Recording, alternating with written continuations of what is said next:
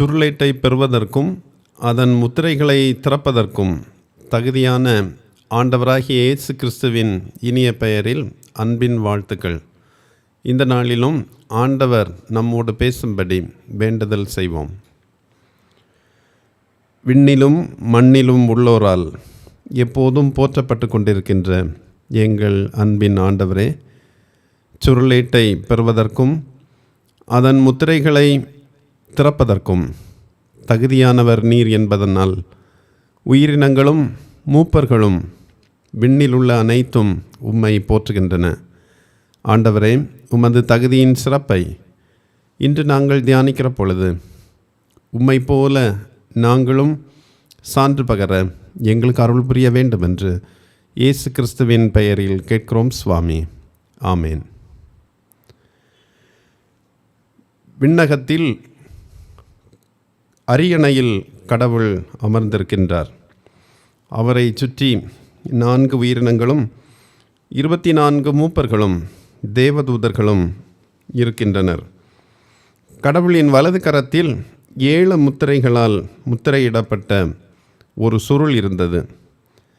அடிக்கப்பட்ட வண்ணமாக இருக்கின்ற ஆட்டுக்குட்டி முன்னே வந்து அரியணையில் அமர்ந்திருந்தவரின் வலக்கையில் இருந்த சுருளை வாங்கியது.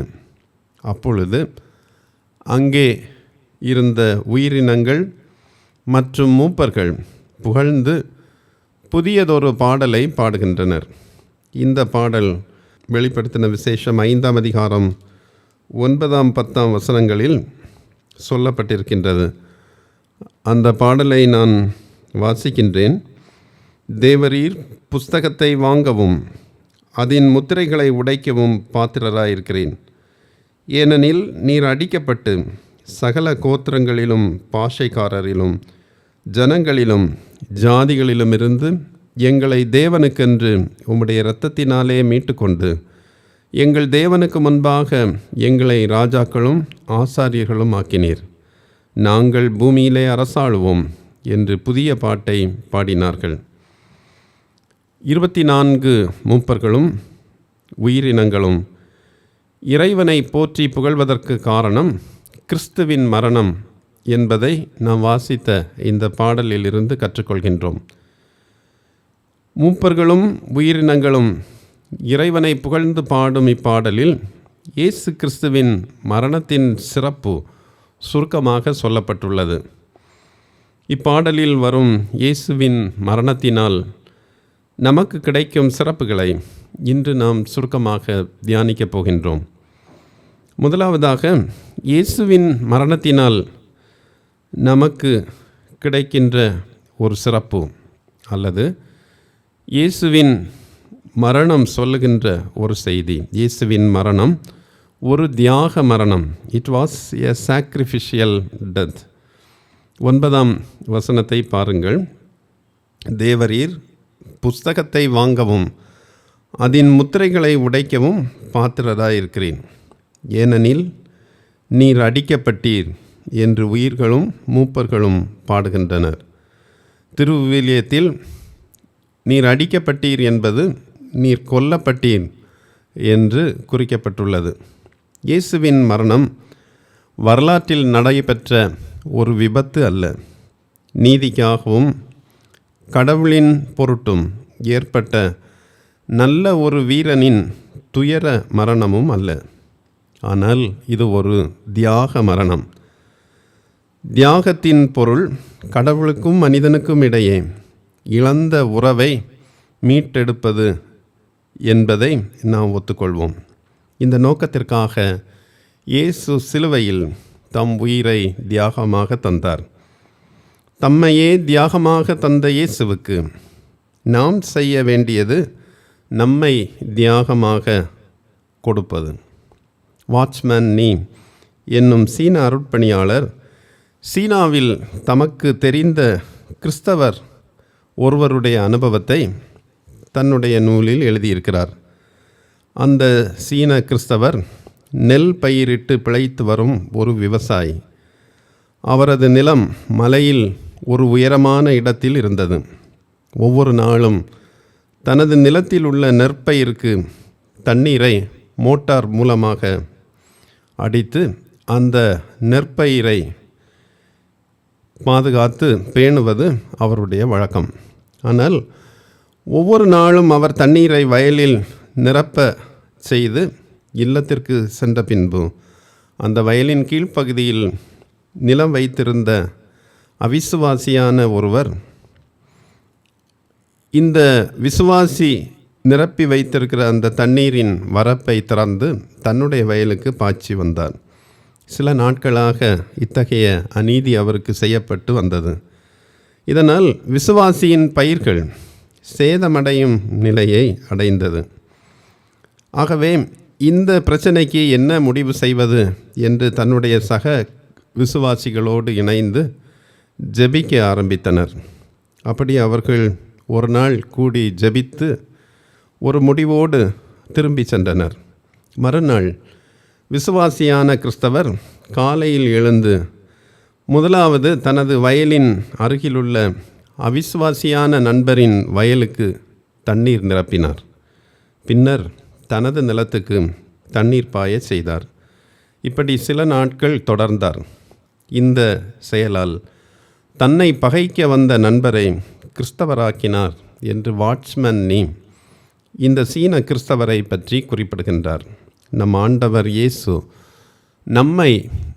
தம்மை நமக்காக தியாகமாக தந்த அதே போன்று கிறிஸ்தவர்களாகிய நாமும் நம்மை தியாகமாக பிறருக்கு கொடுப்பதை இங்கே குறிப்பிடுகின்ற இந்த பாடல் நமக்கு சுட்டி காட்டுகின்றது.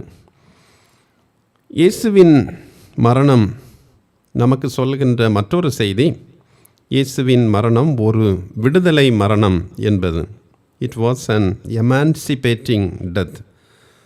9ஆம் வசனத்தை மீண்டும் பாருங்கள். உம்முடைய இரத்தத்தினாலே மீட்டு கொண்டீர் என்று இந்த பாடலில் குறிக்கப்பட்டிருக்கின்றது. திருவிவிலியத்தில் இந்த வாசகம் இப்படி வருகின்றது: கடவுளுக்கென்று மக்களை விலை கொடுத்து மீட்டு கொண்டேன். ஆங்கிலத்தில் with your blood you purchased for God persons என்று குறிப்பிடப்பட்டுள்ளது.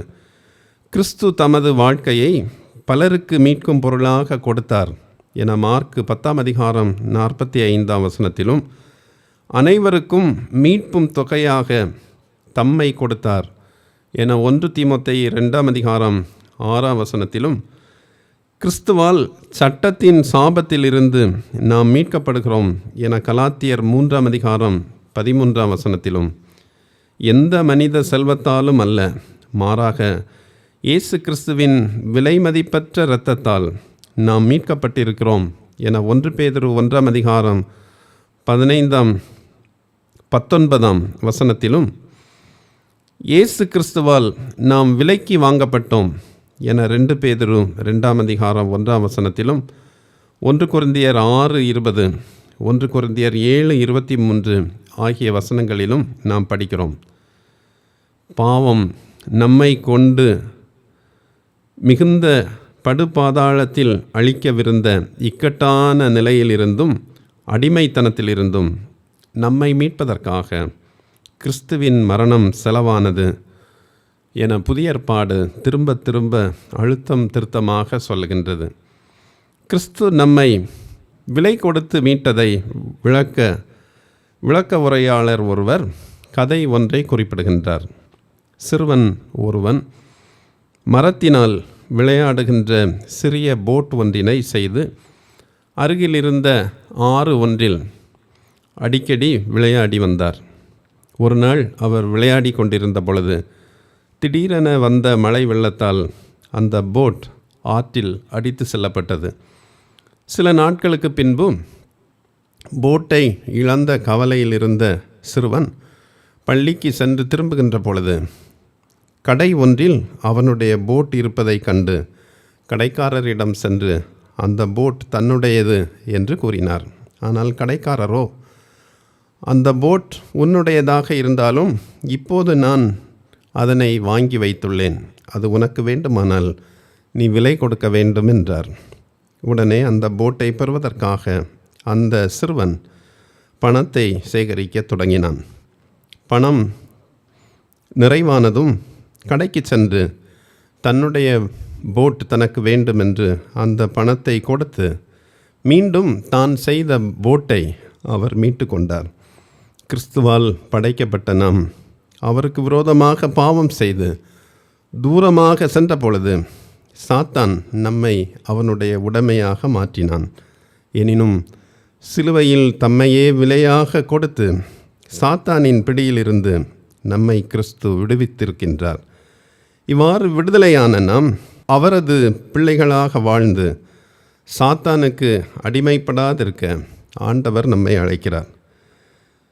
இயேசுவின் சிலுவை மரணம் நமக்கு தருகின்ற மற்றொரு சிறப்பு, இயேசுவின் மரணம் நன்மைகளில் உலகளாவியது என்பதாகும்.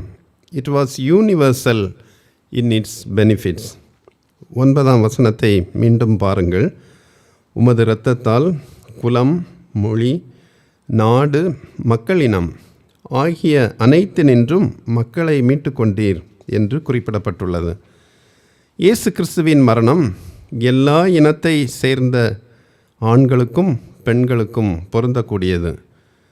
கடவுள் தங்கள் மீது மட்டுமே அக்கறை காட்டுகிறார், பிற மக்களின் அழிவையே அவர் விரும்புகிறார் என்று யூதர்கள் போதித்தும் நம்பியும் வந்தனர்.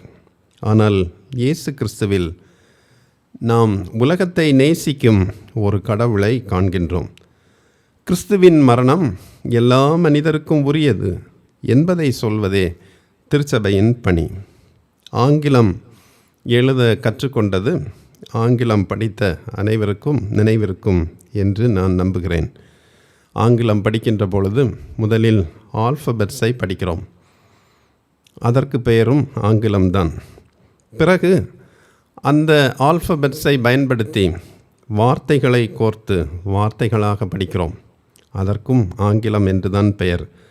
பின்னர் மிடில் ஸ்கூல் அல்லது நடுநிலை பள்ளியில் வருகிற பொழுது கர்சிவ் லெட்டர்ஸ், நாம் கற்ற ஆல்ஃபபெட்ஸை எல்லாம் வைத்து அழகாக கூட்டி சேர்த்து எழுதுகிறோம். அது அழகிய நிலையில் இருப்பது நமக்கு மகிழ்ச்சியாக இருக்கிறது. அதையும் ஆங்கிலம் என்று சொல்கின்றோம். காட்ஸ் லவ் அல்லது கடவுளின் அன்பு என்பது ஆதாம் ஏவாளில் முதலில் வெளிப்பட்டது. மோசே சட்டத்தை கொடுக்கிற பொழுது அந்த அன்பு சற்று விரிவாக்கம் பெற்று நமக்கு உணரத் தொடங்கியது. கடவுளை முழு இதயத்தோடும் ஆத்மாவோடும் முழு மனதோடும் அன்பு கூற வேண்டும் என்பதும் அயலாரை நேசிக்க வேண்டும் என்பதும் அந்த சட்டத்தில் நமக்கு சொல்லப்பட்டது. இயேசு கிறிஸ்து இந்த உலகில் வந்த பொழுது ஒருவரில் ஒருவர் அன்பாக இருங்கள் என்கின்ற புதிதான கட்டளையை நான் உங்களுக்கு சொல்கிறேன் என்று சொல்லி, தாம் நேசிப்பது போல, தான் அன்பை வெளிக்காட்டுவது போல அந்த அன்பை வெளிக்காட்ட வேண்டும் என்று சொன்ன பொழுது கடவுளின் அன்பினுடைய ஆழம், உயரம், அழகு இவையெல்லாம் வெளிப்பட்டது. இயேசுவில் வெளிப்பட்ட அன்பை அவரை போல அனைத்து மனிதரிடமும் காண்பிப்பதே ஆண்டவர் நமக்கு தரும் அழைப்பு. இயேசு கிறிஸ்துவின் மரணத்தின் மற்றொரு சிறப்பு, இயேசு கிறிஸ்துவின் மரணம் ஒரு பயனுள்ள மரணம். It was an availing death என்று சொல்லலாம். 10ஆம் வசனத்தை பாருங்கள். 10ஆம் வசனத்தில் உயிரினங்களும் மூப்பர்களும் கிறிஸ்துவை புகழ்ந்து பாடும் பாடல் கிறிஸ்துவின் மரணத்தினால் கிடைக்கும் 3 பயன்களை நமக்கு சொல்லுகின்றது. முதலாவது, கிறிஸ்து தம் மரணத்தினால் நம்மை அரசர்களாக்கினார் என்று அந்த பாடல் சொல்கின்றது. கடவுளின் குமாரர் என்னும் அரசத்துவம், royalty of sonship of God என்கின்ற சிறப்பு மனிதர்களுக்கு வழங்கியுள்ளார். சாதாரண மனிதர்களாகிய நாம் அரச பரம்பரையாகின்றோம். கிறிஸ்துவினால் நாம் சாதாரணமாக இருந்த நிலை மாறி அந்த ராயல்டி அல்லது அரசத்துவம் என்கின்ற உரிமையை நாம் பெற்றுக்கொள்கின்றோம். அமெரிக்காவின் சிட்டிசன்ஷிப் வைத்திருப்போர் அல்லது கிரீன் கார்டு வைத்திருப்போர் அது எனக்கு இருக்கிறது என்பதை மிகவும் பெருமையாக பலரிடத்தில் சொல்வதை நாம் கேட்டிருக்கின்றோம். ஆனால் கடவுளின் அரசத்துவம், அரச குடும்பத்து உறுப்பினர்களாக இருக்கின்றோம் என்கின்ற நிலையை கிறிஸ்துவின் மரணம் நமக்கு தந்திருக்கின்றது. கிறிஸ்துவின் மரணத்தினால் கடவுளின் அரச பரம்பரையில் உரிமையாகின்றோம். ஆகவே ஒவ்வொரு முறை பாவம் செய்யும் போதும் கடவுள் நமக்கு தந்துள்ள ராயல்டி, அரச உரிமையை அல்லது ராஜ உரிமையை நாம் இழக்கிறோம் என்கின்ற உணர்வும் எப்போதும் நமக்கு வர வேண்டும். இரண்டாவதாக, அவர் தமது மரணத்தினால் நமக்கு தந்திருக்கின்ற பயன்களுள் ஒன்று, அவர் நம்மை ஆசாரியர்களாக்கியுள்ளார். அரசர்களாக்கியது மட்டுமல்ல, ஆசாரியர்களாகவும் மாற்றியிருக்கின்றார். பண்டைய உலகில் பூசாரிக்கு மட்டுமே கடவுளை அணுகும் உரிமை இருந்தது. ஒரு சாதாரண யூதர் ஆலயத்திற்குள் செல்லும்போது அவர் புறசாதிகளின் பகுதி வழியாகவோ பெண்களின் பகுதி வழியாகவோ மட்டுமே யூதர் அமர்கின்ற அல்லது இஸ்ரவேலரின் பகுதிக்குள் அவர்கள் செல்ல முடிந்தது. ஆசாரியர்கள் அமரக்கூடிய பகுதி வழியாக அவர் செல்லவே முடியாது. ஆனால் இயேசுவின் மரணத்தினால் ஆலயத்தின் திரைச்சீலை கிழிந்தது. அனைவரும் இதனால் ஆசாரியர்களாகின்ற உரிமையை பெற்றிருக்கின்றோம்.